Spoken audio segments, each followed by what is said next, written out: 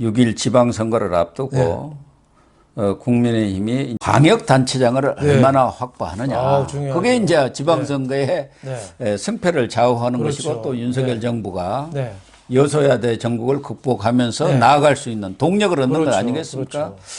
그런 차원에서 최근 이렇게 진행되는 거 보면은 윤석열 당선인이 6일 지방선거에서도 확실히 이기고 그 바탕에 위해서 이 전국을 끌어가기 위해서 적극적으로 교통정리도 하고 그 후보자들에 대한 또 본인이 염두에 두고 있는 사람을 아주 전진 배치하는 그런 것 아닌가 하는 느낌을 강하게 받는데 우선 경기도만 하더라도 전에 유승민 전 의원 대선 후보를 두 번이나 지낸 분이 이렇게 출마를 선언하면서 유승민의 공천이 유력한 것 아닌가 했는데 당선인의 대변인 김문혜 의원을 투입을 했어요.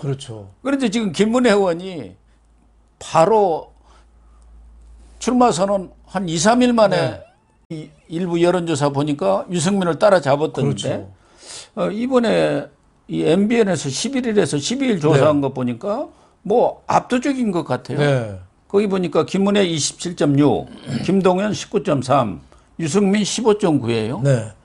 이번에 경기지사가 굉장히 중요하거든요. 하이라이트예요. 사실 경기지사 이기면은 이재명 하던 데인데 민주당 쪽 지방선거 이겼다고 봐야죠. 이긴 거죠. 뭐 서울은 호남은 이긴다고. 어차피 좀 민주당 쪽이 유리할 테고 또 영남이나 뭐 이쪽은 국민의힘이 유리할 텐데 경기도가 저는 핵심이라고 보는데 김은혜 의원이 저는 어느 정도 선전을 할 줄 알았는데 초반부터 이렇게 KTX가 초반부터 시속 300km 이상 달리고 있어요. 그러니까 김은혜 의원이 엎고 있는 게 젊다, 인지도가 많이 인수위 의원의 대변인에 알려져 있다, 여성이다, 참신한 거, 참신하다, 여성. 최소한 그 법인 카드로 소고기 초밥은 안 먹겠구나.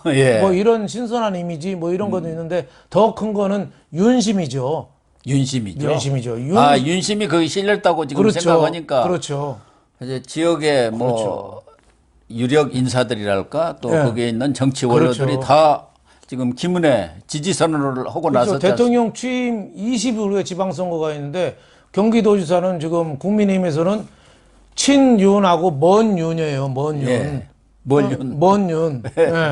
유승민 전 의원은 대통령 그 국민의힘 경선에서 떨어지고 난 다음에 거의 안 갔잖아요. 선거 지원 전혀 안 하고 그냥 칩거했잖아요. 그러니까 막판에 마지못해서 얼굴 한 두어 번 내민 거 외에는 없었죠. 그러니까 유승민 이 무기는 이제 경륜이죠.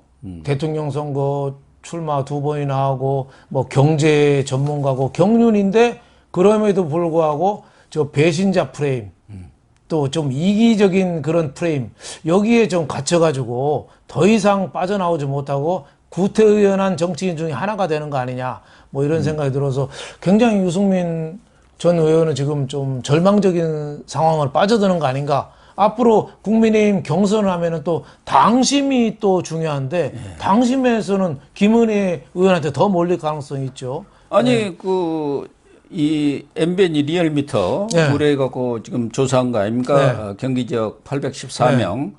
국민의힘 지지층에서는 김은혜가 57.8, 유승민 30.0이에요. 그런데다가 이 양자 대결 저쪽에서는 지금 김동연 전 경제부총리가 가장 앞서고 있어요.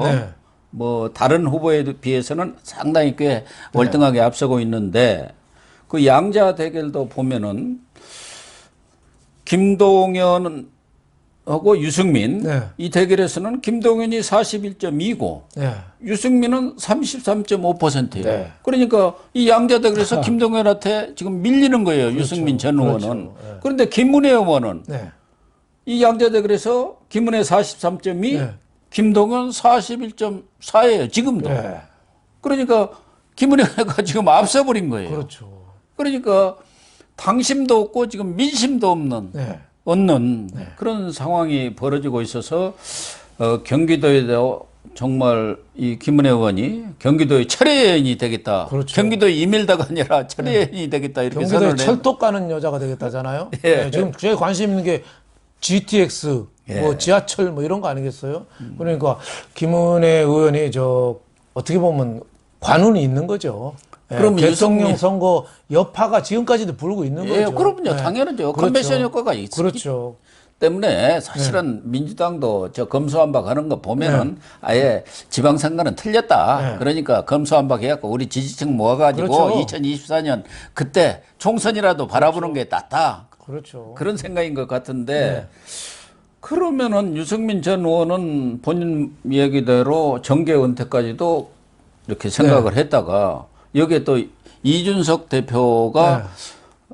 일종의 네. 정치적 사부로 그렇죠. 이렇게 모시는 분이 유승민 전 그렇죠. 의원 아니겠습니까? 네, 그렇습니다. 그래서 두 사람이 교감하에 네. 경기지사가 되면은 네. 다시 한번 대권에 네. 도전할 수 있는 어떤 네. 디딤돌 발판이 되겠지 않겠느냐 해서 네. 나왔는데 뭐 본선은커녕 경선에서 져버린다. 그렇죠. 경선에서 김은혜 초선 의원한테 네. 밀렸다. 사선의 대권 후보에 뭐 국회 또 당 요직을 다 거친 분이 그러면은 이제 정치 생명은 끝나는 거 끝난다고 아닌가요? 봐야죠. 그래서 저는 유승민 전 의원이 좀 안타까운 게 윤석열 후보한테 당 경선에서 밀렸으면은 그 이후에 손잡고 오히려 선거운동을 더 열심히 해줬으면 지금 상황이 이렇게까지 갔을까요? 저는 좀 시야를 좀 크게 좀 가졌으면은 더 좀 좋은 조건으로 지금 경기지사 경선에 좀 나설 수 있지 않겠느냐. 결국은 자기 발 자기가 찍은 거 아닌가. 저는 이런 생각을 좀 합니다. 뭐 경기 지역도 그렇습니다만은 윤석열 맨으로 불리는 저 황상무 KBS 앵커 출신이죠. 네.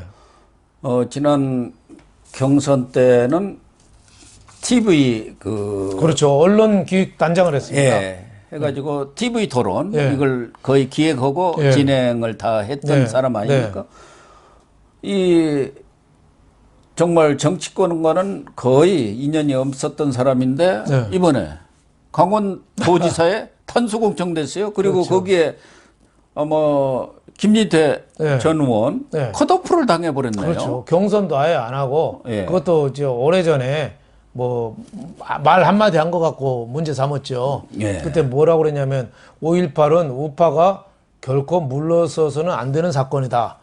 뭐 그런 식으로 해서 좀 반발도 있었죠. 예. 근데 좀 망언 논란을 조금 망언 빚었죠. 논란이 있긴 한데 그럼에도 불구하고 경선조차 안 거치고 당 공천에서 뭐라고 그랬냐면은 숙려 기간을 좀 더 가져라. 거기도 그렇지만 여기도 뭐 아주 윤석열 사람이고 네. 또 윤석열 네. 당선인 입장에서는 본인이 뭐 충청도에서 태어나지는 않았지만 충청도 대망론을 부르짖었고 아버님이 네. 또 그쪽에 거기에 네. 있지 않습니까? 충청도에. 네. 그렇죠. 그래서 이 충남 다른 것은 몰라도 반드시 충남 지역은 당선이 돼야 한다 네. 해가지고 원래 김태흠 네. 의원이 네. 삼선 의원이고 이번에 원내대표의 네. 뜻을 가졌었는데 그것을 그렇죠. 포기하고 네. 이 충남 지사로 나서도록 이렇게 교통정리까지 했지 않습니까? 네, 네. 물론 거기에 뭐 세 사람 정도 네. 이 경선을 하기는 합니다만 사실상 여기도 윤심이 작용한 것 그렇죠. 네. 그런 그동안에 측면에서 보면 김태흠 의원이 사실상 그렇죠.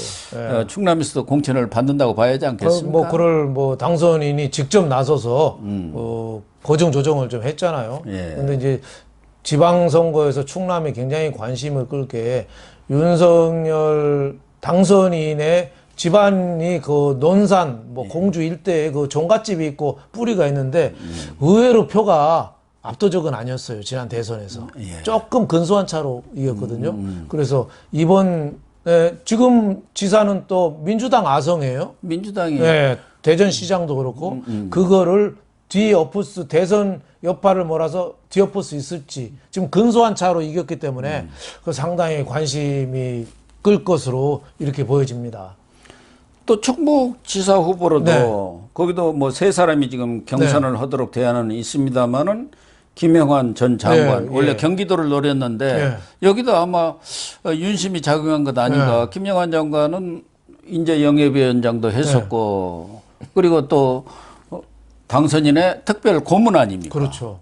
그러니까 김문혜를 이렇게 내보낼 걸로 경기도로 이렇게 하니까 본인이 알아서 자기 고향인 충북으로 내려갔단 말이에요.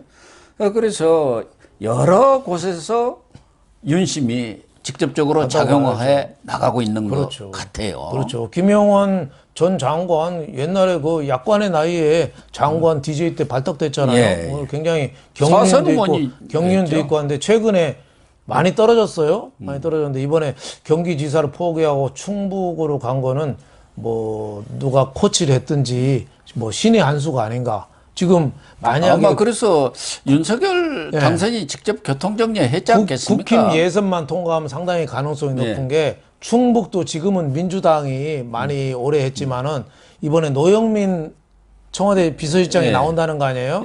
근데 노영민이가 지난번에 부동산 갖고 국민 미운털이 박혔어요. 그때 왜 반포 처음에 판다고 하다가 아 그게 아니고 그랬죠. 나 반포 지분 갖고 청주집 팔 거야 뭐 이렇게 됐잖아요. 그래갖고 다 팔았죠. 근데 충북 사람이 볼 때는 야 임마 또 청주에서 국회의원 하는 사람이 그 너 맞아? 그렇죠. 그러니까 충북 사람들의 그 굉장히 점잖으신 분이거든요. 한번 화나면 뒤끝이 오래 갑니다. 그걸 똘똘한 서울에다 집 한 채 갖고 아파트 갖고 충북에 있는 집은 팔아버려? 그렇죠. 그게 못 참죠. 화나죠.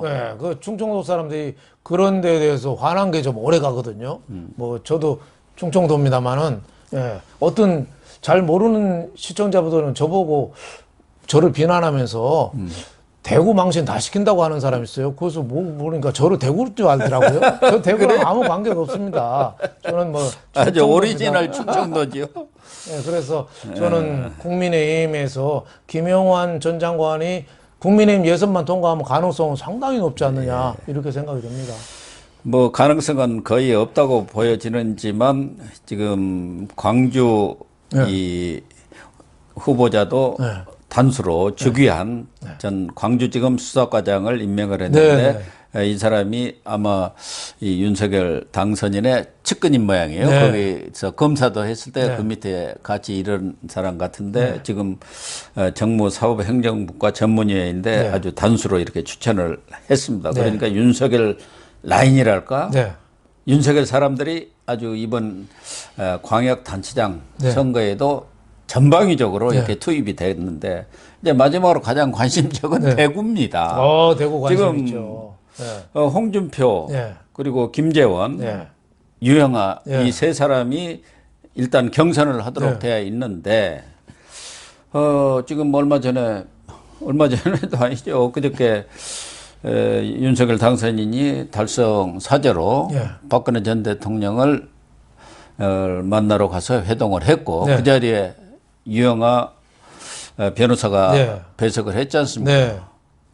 그래서 유영아 변호사에 대해서는 박근혜 전 대통령이 지지선언뿐만 아니라 후원회장까지 맡겠다 이렇게 나선 상황이면은 그 두 분 간에 깊숙한 얘기들이 오갔는데 그건 이제 비공개로 공개를 하지 않았단 말이에요. 그 깊숙한 내용 중에 하나가 이 유영아 변수가 아닐까. 그렇죠. 뭐 직접적으로 도와줄 수는 없지만은 두 분이 박근혜 전 대통령하고 윤석열 당선인이 그 악감정이 있을 거 아니에요. 수사를 책임졌고 또 그 감옥 생활을 오래 했는데 그거를 두 분이 악수하면서 화해의 자리에 유영아 대구시장 후보가 배석했다는 거 정치적인 메시지가 있는 거죠. 저는 그래서 지금은 홍준표 의원이 뭐 1등으로 달리고 있는데 저는 만만치 않다고 봐요. 유영아가 뭐 대구에서 태어났지만 정치적인 기반은 없죠. 처음에는 좀 생뚱맞긴 한데 시간이 갈수록 상당한 탄력이 붙지 않을까. 더구나 박근혜 전 대통령이 약간 지금 얼굴이 부었다잖아요. 그리고 몸도 거동도 완전하진 않은데 유영아 손을 잡고 서문시장을 한 바퀴 돌고 뭐 하면은 상당한 그 바람이 있지 않느냐. 대구 시민 입장에서는 그 동정심이나 그 측은한 마음 이게 상당히 많거든요. 박정희 대통령한테 대한 향수도 있고 그런 게 상당히 작용을 하면은 의회에 돌풍이 불 수도 있겠다. 저는 이런 생각이 좀 듭니다. 근데 이제 그거 도는 것은 그 차후 문제고 경선에서 얘기하니까 경선은 뭐 곧 23일인가 치러지지 않습니까? 그러면은 이 홍준표도 만만치 않은 사람 만만치 아니면 않죠. 무소속으로 지난번에도 당선됐잖아요. 그렇죠. 경우에 따라서 지금 무소속 출마 얘기도 나오는 거 아니냐. 두 사람이 박신과 윤심이 유영아를 밀기로 했으면 내가 거기 왜 들러리 사느냐. 이런 얘기까지 나오는데 또 하나는 유영아와 김재원이 지금 두 사람이 합치면은 그 지지율이 뭐 단순 비교로 하면 홍준표를 넘고 있단 말이에요. 근데 이 김재원은 또 대표적인 친박 인사 아닙니까? 정무수석까지 했잖아요. 박근혜 정부에서. 그러니까 여기가 정말 이 어떻게 될지 요동을 치는 건데 이 부분도 홍준표 의원이 윤석열 당선인을 그렇게 썩 전심을 다해서 도와줬느냐 그건 아니잖아요. 계속 뭐 주술이다 뭐 그런 여러 가지로 뒤통수 때리고 꼬집고 핥히고 뭐 계속 그랬죠. 윤 당선인은 가장 애먹인 사람 중에 하나죠. 그런 면에서는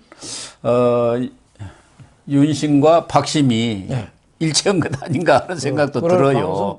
상당히 많죠. 그래서 전략적 뭐 제휴라고 할까요? 뭐 공자도 말했잖아요. 화의부동. 박근혜 쪽 사람하고 윤석열 사람들하고 어울리긴 하되 화는 하되 같지는 않지만은 어울리긴 한다. 그래서 정치적인 목적으로 해서 서로 전략적 제휴를 하고 어느 정도 그 어울리고 융화가 되는 그런 모습은 보여줄 가능성은 저는 상당히 있다고 보여집니다. 그래서 전체적으로 지금 윤석열 사람들이 전진 배치가 됐고 그 사람들이 지금 광역 단체장으로 이렇게 경선에서 이길 가능성이 있고 본선에 진출할 가능성이 많지 않습니까?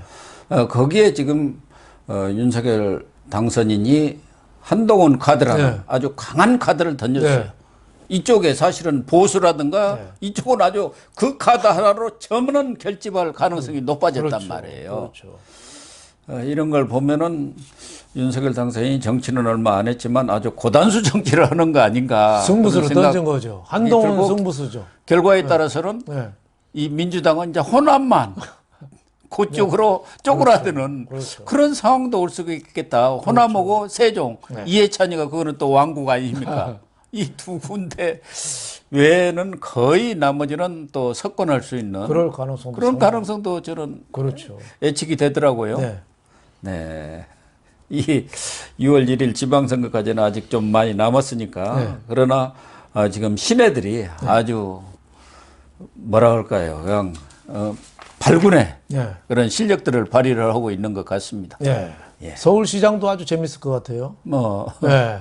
전략 공천한다는데 이쪽은 뭐 오세훈 시장으로 단수 공천이 됐습니다만 저쪽에는 송영길은 우리 속된 말로 물을 먹었지 않습니까? 이제 끝났단 말이에요. 누가 나와서 지느냐 민주당이. 그러니까 재미있죠. 친문하고 친 이재명계가 서로 치열하게 지금 삽바싸움하고 있는 거죠. 그런데 뭐 이낙연이나 정승현도 괜히 나와가지고 돈 들이고 힘들고 공매를 맞을 것 같지는 않아서 과연 그나마 송영길보다 나은 사람이 있을지도 저는 의문입니다. 그렇습니다. 그 뭐 새로운 25살인가 하는 뭐 비대위원장인가 공동 그 사람 뭐 공천한다는 얘기도 있습니다만은요. 어쨌든 이 지방선거도 흥미진진하게 이렇게 펼쳐질 것 같습니다.